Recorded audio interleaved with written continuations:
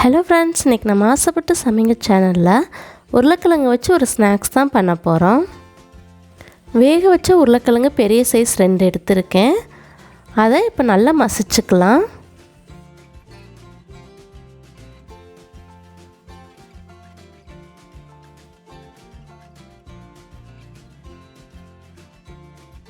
பாருங்கள், நல்லா மசித்ததுக்கப்புறம் உங்கள்கிட்ட என்ன ஹெர்ப் இருக்கோ அதை சேர்த்துக்கங்க. நான் மிக்ஸ்டு ஹெர்பும் ஆரிகானோவும் சேர்த்துக்கிறேன். இது இல்லாமலும் பண்ணலாம், நல்லாயிருக்கும். கொஞ்சமாக கஸ்தூரி மேத்தி சேர்த்துக்கலாம். உங்கள் காரத்துக்கு ஏற்ற மாதிரி மிளகாய்த்தூள், உங்களுக்கு தேவையான அளவு உப்பு, ஒரு பெரிய வெங்காயத்தை பொடியாக கட் பண்ணி சேர்த்துக்கிறேன். ஒரு கைப்பிடி அளவு மல்லி இலையும் கருவேப்பிலையும் பொடியாக கட் பண்ணி சேர்த்து நல்லா எல்லா சைடும் படுற மாதிரி பிணைஞ்சிக்கலாம்.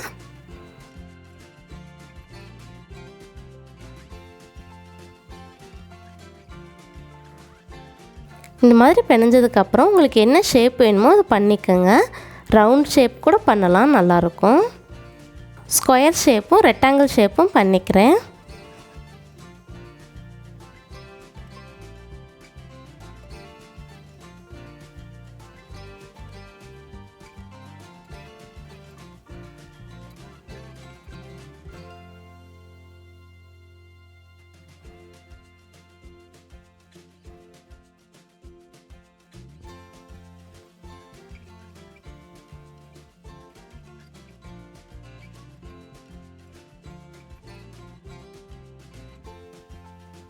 பாருங்கள், இந்த மாதிரி ஷேப் பண்ணதுக்கப்புறம் 2 டேபிள் ஸ்பூன் மைதாவை தண்ணியாக கரைச்சிக்கிட்டு அதில் கொஞ்சமாக மிளகாய்த்தூளும் கஸ்தூரி மேத்தியும் போட்டு வச்சுருக்கேன்.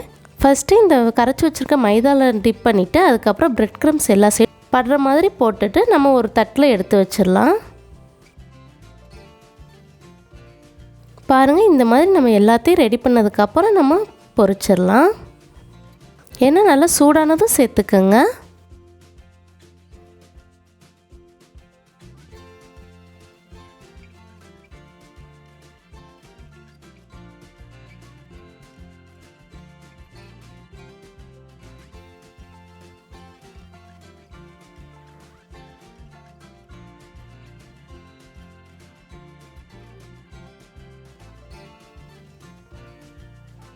ரெண்டு பக்கமும் கோல்டன் ப்ரௌனாக வந்ததும் எடுத்துடலாம்.